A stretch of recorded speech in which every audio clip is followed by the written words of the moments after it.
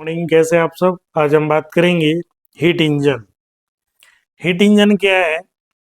Thermodynamics में हमने पढ़ा था फर्स्ट लॉ, सेकेंड लॉ पढ़ लिया है। और सेकेंड लॉ के अंतर्गत क्लॉसियस और किसका स्टेटमेंट, केल्विन प्लांक स्टेटमेंट पढ़ लिया है। उसमें हीट इंजन कहता है, ये हीट इंजन क्या है? Heat engine is a device, is a device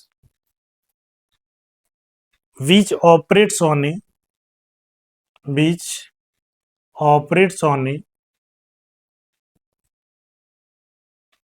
thermodynamic cycle, thermodynamic cycle,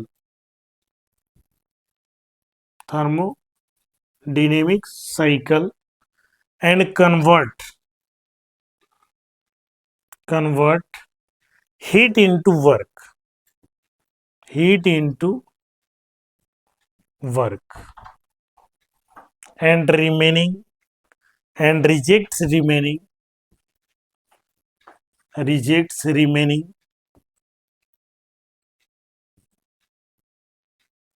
into surrounding or sink।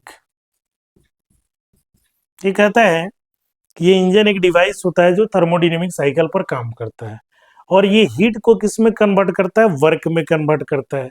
ये कुछ पार्ट को कन्वर्ट करता है, और जो रिमेनिंग पार्ट्स होता है उसको सिंक या सराउंडिंग में रिजेक्ट कर देता है।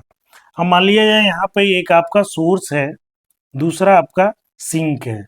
ये सिंक है और ये सोर्स है। अब यहाँ पर हमें एक हीट इंजन लगाना है। यहाँ पर हमने हीट इंजन को लगाया, तब इसका सोर्स का यहाँ टेम्परेचर T1 है और इसका सिंक का T2 है, T2 है। अब ये जो हीट होगा इसका फॉलो Q1 इधर है और इसका फॉलो सिंक की ओर यानी Q2 इधर है। अब यहाँ पर कहता है कुछ वर्क डन होगा यहाँ पर, यानी कुछ वर्क डन आपका हीट किस में कन्वर्ट हो रहा है? वर्क डन में। तो हीट इंजन क्या कर रहा है? आपका हीट को ले रहा है और वर्क डन में से कन्वर्ट कर रहा है, और कुछ जो हीट का पार्ट्स है वो सिंक में आपको रिजेक्ट हो रहा है। जैसे सोर्स से हीट को लिया और हीट इंजन इसको वर्क डन में कन्वर्ट किया, और कुछ जो पार्ट है इसको किस में? सिंक में रिजेक्ट कर दिया। तो इसका इफिशियंसी कैसे निकालेंगे? तो इफिशियंसी इक्वल टू होता है, इफिशियंसी इक्वल टू क्या होता है? Output upon input, output upon input, output upon input होता है। तो यहाँ आउटपुट आपका क्या मिल रहा है? आपको आउटपुट मिल रहा है वर्क डन, तो वर्क डन W मिल रहा है।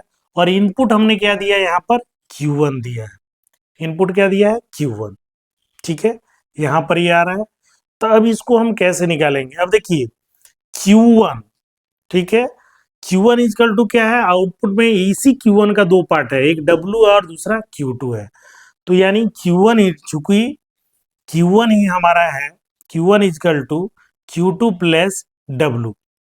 यही देखिए Q1 जो है यहाँ इधर Q2 आ रहा है और इधर आपका W में कन्वर्ट हो रहा है, यानी इसी Q1 से कुछ वर्क डन हो रहा है, और जो Q1 का कुछ पार्ट्स बच जाता है वो सिंक में रिजेक्ट होता है, रिजेक्ट हो रहा है। तो इसलिए W इक्वल टू हम क्या लिख सकते हैं? Q1 minus Q2, Q1 minus Q2 लिख सकते हैं। यानी W इक्वल टू हम क्या लिख सकते हैं? Q1 कौन सा है आपका? Q1 जो वैल्यू है आपका किसका है? सोर्स का है। Q1 वैल्यू किसका है? यानी आपका QS लिख सकते हैं, और Q2 किसको लिख सकते हैं? QR, रिजेक्ट वैल्यू है, यानी रिजेक्ट है तो QR इसको हमने लिख दिया। अब इसको हम क्या लिख सकते हैं?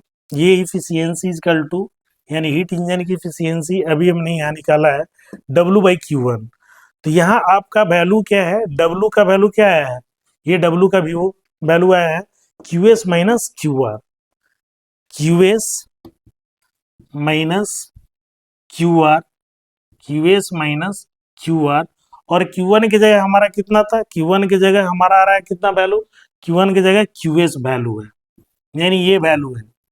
तो इसी को अगर दूसरे टर्म में भी लिख सकते हैं, QS के लिए Q1 और QR के लिए Q2 अपॉन ये QS के लिए क्या लिख सकते हैं? QS के लिए Q1 लिखेंगे।